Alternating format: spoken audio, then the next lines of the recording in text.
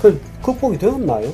극복이 되질 못했죠. 만일 못했죠. 예. 그 정조가 만일 이제 그 49세로 급서를 했는데요. 만일 이제 뭐 영조만큼이나 좀 오래 살았으면 아마 이제 그런 게 어느 정도 정립이 되었을 수 있는데 그 정립 단계에서 뭐 그 북학을 주장하던 많은 소위 말해 연암 결사, 연암 학파들이 그 많이 중용이 되거든요. 그 장각 이런 걸 통해 가지고 뭐 그런 그 단계에서 정조가 급사함을 해가지고 결국은 이제 그 조선의 이제 폐망까지 연결되는 그런 걸로 쓸려가는 거죠. 이제 그렇죠. 스스로 뭔가 해볼 기회를 놓쳤고. 그래서 저는 이제 생각을 한번 상상을 만일 정조가 뭐 한 80까지 살았다 그러면은 이 우리나라 역사가 어떻게 됐을까 상당히 달라졌다고 보죠. 그 점이 굉장히 아쉬운데 뭐 역사라고 하는 것은 뭐 되돌릴 수가 없으니까. 또 역사야말로 만약에라는 또 전제로 놓고 예. 생각해 볼 수 있는 무궁무진한 상상의 영역이기도 하잖아요. 아까 그 박제가 말씀하셨지만은 또 박제가의 제자가 그 김정희입니다. 아, 그렇습니까? 예. 그 김정희는 뭐 경주 김씨 아주 이렇게 그 당시 이제 건세파의 이제 대단한 세도 그렇죠. 세력이었죠. 예, 뭐 입적이 돼가지고 사실 왕실의 일원으로 있었는데 그런데 이제 그 박제가가 나중에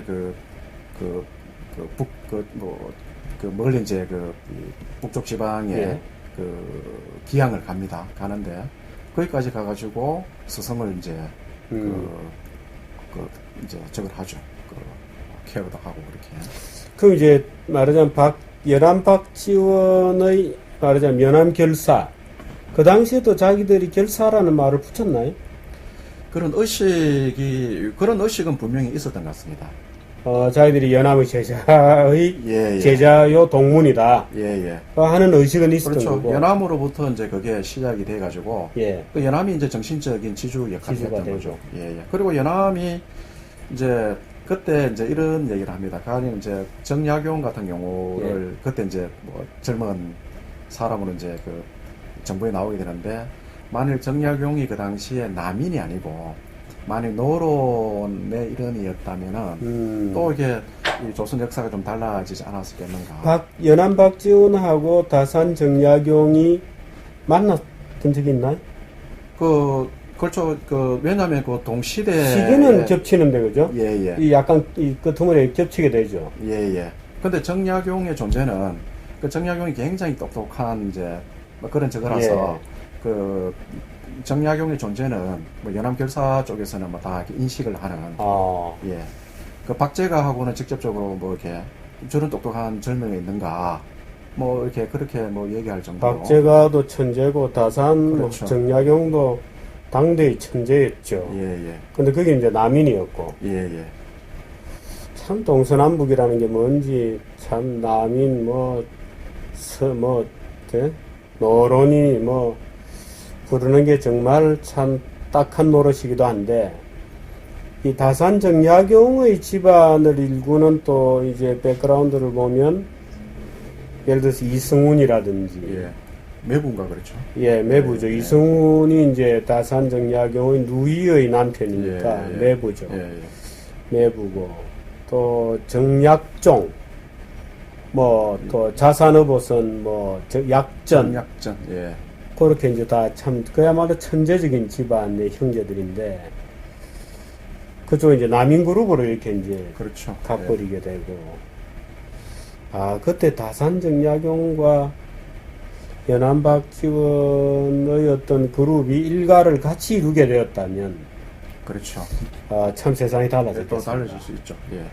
그래 그때 이제 저는 이게 연암 박지원에 대한 이제 소설이 또 3권짜리가 있거든요. 그 이재훈 씨라고 이제 토정 비결도 쓰고 상당히 역사에 좀 조예가 깊은 분이 쓴 그 연암 박지원이라는 그 소설도 읽어봤는데 그런 얘기를 합니다. 나중에 정순왕후가 이제 김조순한테 밀려가지고 세력을 조금 이제 잃게 되면서 그러니까 수렴청정하다가 물러나면서 정조가 만일 남인을 끌어들이지 말고 노론을 계속적으로 저거 하면서 만일 이제 중용을 했다 그러면은 자체적으로 다시 또 이게 분화가 됐을 거다. 그러되면은 이게 뭐 김조순이 등장하면서 세도 정치가 시작되지 예, 않습니까? 예. 이걸 이제 그 막을 수 있을 거다. 그 붕당 정치라고 하는 게 결국 이제 종막을 내리는 거죠. 뭐 그런 또 이제 뭐 소설이니까 그러니까 상상이지만은 뭐 그런 얘기도 하는데, 근데 나중에 잘 아시겠지만은 정약용하고 그 또 나중에 추사 김정희가 또 정약용의 또 제자처럼 이렇게 됩니다. 예. 그 초이 스님하고 예, 맞습니다. 요런 예, 또 예. 이렇게 또 차를 통한 또 요런 또 관계가 또 맺어지는데, 그렇죠. 예. 아무튼 요것도 이제 연암으로도 비롯된 요런 어떤 그 형성이 되는 뭐 어떤 지식인 계보 요런 것도 조금 어떻게 크게 보면 연안박지원의 그늘이 쭉 가고 있는 거예요. 그죠? 그늘이 그 가고 그림자가. 있는 거죠. 예, 그러니까 그 이조 말의 경우에는 그 연암의 어떤 그 사상이 한 어떤 그 큰 축을 이루고 갔지 않는가. 그러니까 결국 이게 개화로 연결이 되는 걸로 그렇게 뭐 이해를 하고 있습니다. 제가 이 연암 관련해서 기억이 나는 에피소드가 그 아까 얘기하신 누구죠? 그 아들 박종채. 예. 그 박종채라는 분이 쓴 과정록에 예. 그 당시에 그 얘기 에피소드인데 그때 연암박지원이 한성부에 아마 무슨 뭐 지금으로 따지면 국장 정도 했던가 봐요. 판관을 한 것 같습니다. 판관을 예, 했습니까? 한성윤 판관을. 판관 같은 거 어느 정도 되죠? 1급 정도 되나요? 그렇게까지 높지는 않았던 것 같습니다. 판관 같으면은 국장 정도, 예, 지금 그죠? 말씀하신 국장 예. 정도. 예. 근데 그때 이제 사냥에 이제 가뭄이 들고 뭐 쌀값이 치솟았는데 예. 그 말하자면 그 당시에 이제 이 쌀값을 어떻게 할 거냐. 예. 쌀값을 비싸게 받는 상인들을 다 쳐 죽이자 하는데 이제 박지원이 무슨 소리냐. 이 쌀값이 급등했다는 것은 쌀이 없다는 것을 알려주는 거고 예. 전국의 쌀 장사들이 지금 한양을 향해서 몰려오는데 그 쳐 죽인다 그러면 다 도망가지 않냐 예. 하는 지극히 현명한 안을 냈다고 써져 있거든요. 예. 그래서 그걸 또 여기 이제 허성정 같은 이런 걸 보면 연암 박지원이라는 분이 그야말로 현실의 물리 세계의 움직이는 법칙에 대해서 아주 밝은 해안이라고 할까 그런 게 있었던 분이에요. 예. 그거는 뭐 예. 아무튼 뭐 저술이라든가 뭐 이렇게 보게 되면 그런 부분은 뭐 명확한 것 같습니다. 그죠. 예. 아주 밝게 세상의 이치를 정말 꿰뚫어 보는 눈이 있었던 거고, 그래서 이 여행기지만 읽다 보면 연암 박지원이라는 분이 상상했던 세계관 이런 게 정말 이 관찰력도, 제가 기자인데요. 저도 이제 뭐 중국에 취재 여행도 가고 뭐 일본에도 취재 여행을 많이 갔다 오고 해서 외국에 뭔가를 가져가서 취재 여행을 해도 이렇게 써지질 않아요. 도저히 뭐 이렇게 써지질 않습니다. 그 보니까 이제 그 열하를 여행하면서 요 초안을 잡고 예. 그 연암 다시 돌아와가지고 4년에 걸쳐가지고 이것을 이렇게 완성을 했다 그렇게 돼 있더라고요. 기자도 그렇게 하긴 해요. 예. 기자들도 가기 전에 이제 엄청나게 공부를 하죠. 많이 공부를 해서 이제 갔다 와서 이제 쓰고 고치고 또 고치고 하는 과정을 거치는데, 제가 이 기자로서 과연 이 정도 수준의 여행기를 쓸 거냐, 여행기를 쓸 수 있겠나, 아무리 생각해도 못 쓰는 거예요. 참 이 박지원의 열하일기를 보면서 어떤 때는 기자로서 말하자면 이제 박지원 같은 분을 기자로 놓고 본다면 예.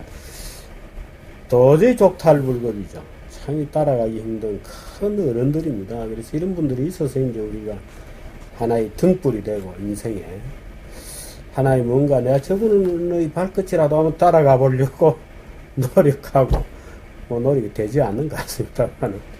저도 예전에 관심 갖고 많이 이제 보던 게 이제 이규태 선생님의 예. 그 이규태 코너라고 예. 하는 그 책도 지금도 뭐 갖고 있는데요. 그거 굉장하시죠. 그거. 예, 그러니까 이 어떤 소위 말하면은 이제 이 한국의 그 당시 조선에 대한 전체적인 어떤 이해, 그리고 또 이제 물론 문헌을 통해서 또 하는 거지만은 중국에 대한 어떤 전체적인 이해, 이런 것들이 없으면은 사실상 보면은 이렇게 그 비교하고 이런 것들이 많이 나오거든요. 가령 예를 들면은 그 당시 이제 이 청나라는 수레라고 하는 것이 굉장히 예, 예, 보편화되고 다양화되고 했었는데 우리나라 같은 경우는 딱 그냥 하나 굉장히 어떤 이게 발전이라고 없는 또 신발에 관한 그런 얘기들도 많이 나오거든요. 근데 예. 항상 이렇게 비교를 하면서 그 이 서술을 굉장히 객관적으로 이렇게 그 할 수 있다는 게 소위 말 우리나라의 현실이라든가 또 중국의 어떤 현실 이런 부분들을 그 상당히 아주 깊이 있게 어떤 인식한 그런 결과가 아닌가 생각이 듭니다. 제가 이 책 보고 진짜 놀랐던 게요. 이 중국에 이제 그 수레 얘기하셨지만 각종 다양한 수레들이 있는 것에 대해서 쓰고 우리나라는 산이 넓힌 게 돼서 예, 수레를 전혀 개발하지 못해. 뭐 우리 고구려 벽 가보면 뭐 다 수레인데. 예, 그래서 조선은 수레도 안 쓰고 그렇다고 말이 제대로 되어 있느냐 하면 이 말에 대해서 쓴 부분도 있어요. 예, 예, 예. 말에 대해서 쓴 부분 보면 정말 뭐 말이라고 해봤자 뭐 콩만한 과하마 드리고 겨우 이제 기병이라고 군사 편제상 기병이라고는 되어 있는데 기병이 말이 없고 그래서 이 양반 저 양반 집에 징발을 해가지고 겨우 말이라고 끌고 와보면 늙은 말들이어서 병사들이 그 말을 기병이라고 말을 타고 훈련을 해보면 뭐 1시간도 안 돼가지고 말이 픽픽 늙어 이제 달리지를 못하니까 쓰러지고 하는 참 비참한 얘기가 나와요. 그런 것들은 이제 우리 오늘날 이제 현실에도 많은 이제 좀 시사점을 주는 그런 걸 볼 수 있죠. 그렇습니다. 참 제가 그 대목 보면서 화가 나기도 하고 근데 결국 그렇게 해서 이모곤란 시대까지 가는 거죠. 그렇죠. 예.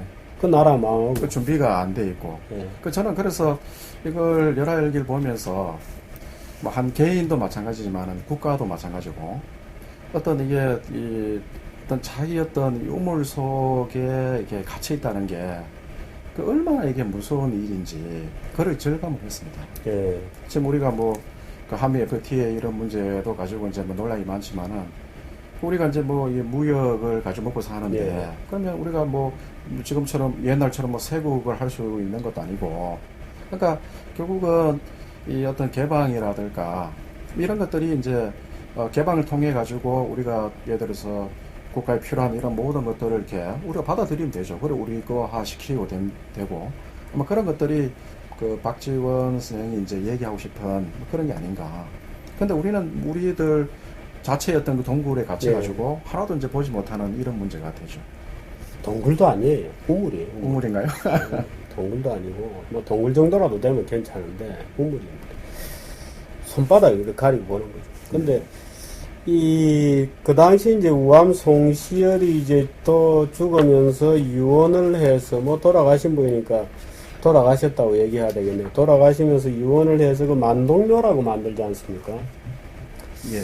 그 만동묘라는 게 이제 명나라 신종, 의종을 이제 모신 사당인데 그 적폐가 심각했고 청나라는 야만의 국가고 명나라는 중화국은 없어졌으니 우리가 소중하다 하는 그런 고루한 주작의식이 조선시대 때까지 일제 때까지 내려와서 만동묘에 1920 몇 년인가에 또 뭐 조선 선비를 자처하는 사람들이 모여서 제사를 지내고 일제가 그걸 비웃는 그런 기사들이 있고 이랬다거든요.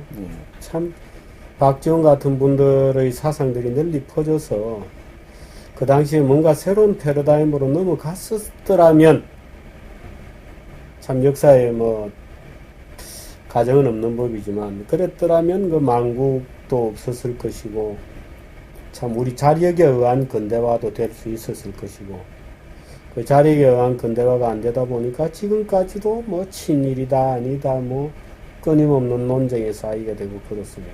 마지막으로 뭐 한마디 좀 정리를 해 주시죠. 예,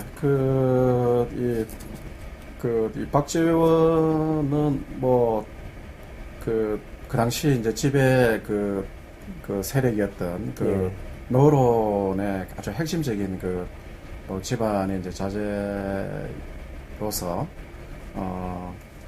어쩌 보면 굉장히 편한 어떤 그런 길을 이렇게 갈 수도 있었거든요.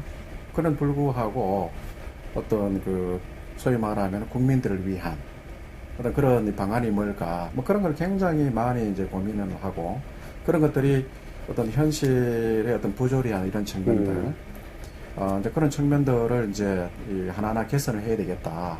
근데 그게 이제 열알기를 통해서 그런 어떤 객관적인 어떤 그런 인식을 통해 가지고 우리 현실을 좀 이렇게 어떤 합리적인 어떤 개선을 좀 이렇게 도모를 하고자 했던 막 그런 인물인데요.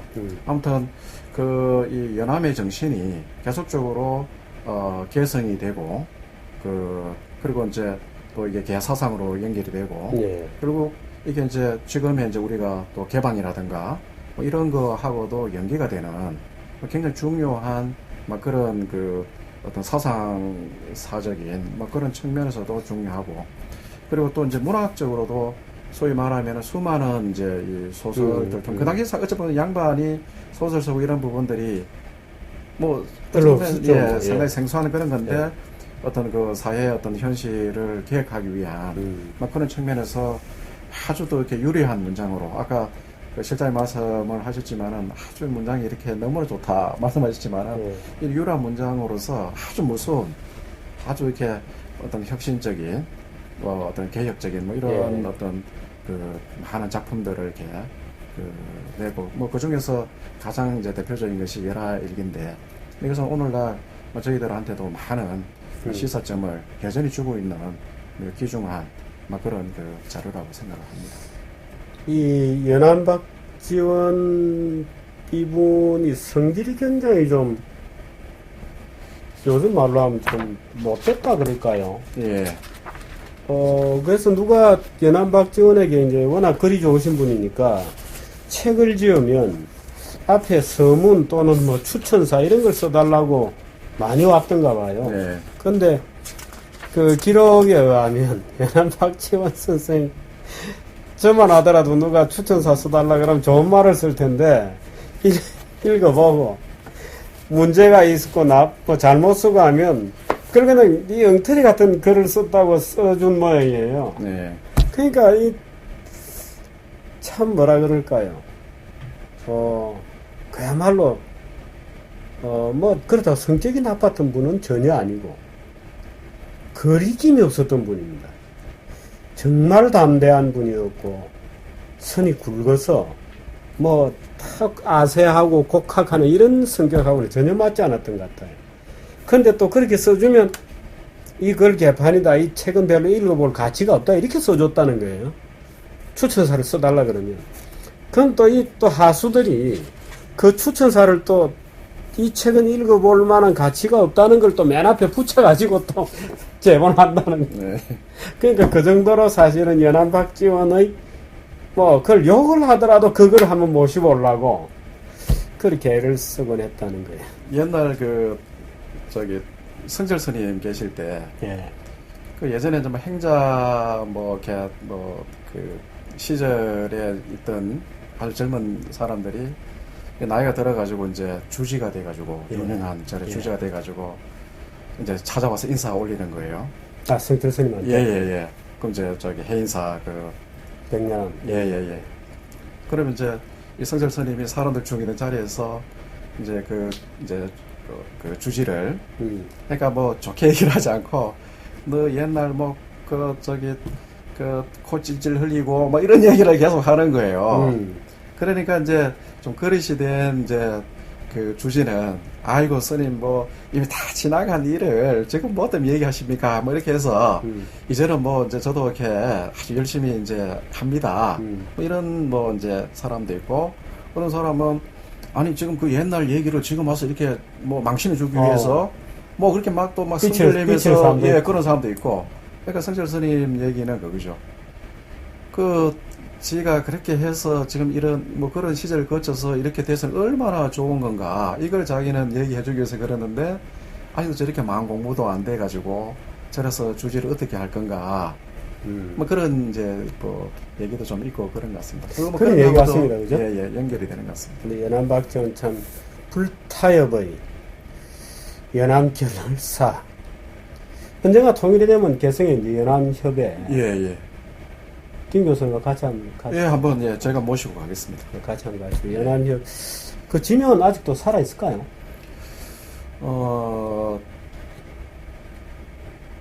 어딘가 있을 그 것 같은데요. 박종채 그분이 쓴 과정집에 보면 쭉 그 묘사가 나와요. 예. 어디에서 어느 산골짜기로 들어가고 뭐 하면 뭐 그 갑자기 뭐 더 넓은 공간이 나왔는데 예, 그 골짜기 이름을 연암협이라고 한다 뭐 이렇게 쭉 설명이 나오는데 그거 가지고 찾을 수 있겠습니까? 근데 한번 나중에 예. 지금 뭐 연암 박지원 뭐 학회 이런 게 있습니까? 지금 뭐 국문학과라나 이런 데는 있을 겁니다. 제가 정확히는 모르게 아니 오늘 말씀 나누다 보니까 이 연암 학회라도 하나 지금 다산은 예를 들어서 뭐 그렇죠. 예. 그 연구소도 하나 있는가 박성무 씨가 하는 예.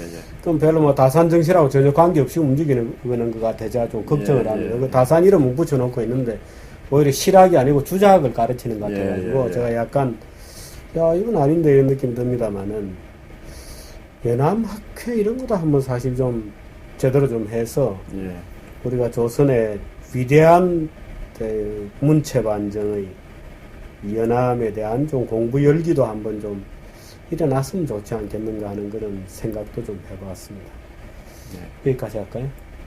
아니면 한 예. 말씀 더? 아닙니다. 예. 예, 오늘 여기까지 합니다. 연암 박지원의 열하일기, 이 고미숙 씨가 번역한 세계 최고의 여행기라고 이름을 붙였는데 충분히 동의할 수 있는 이름입니다. 세계 최고의 여행기 열하일기.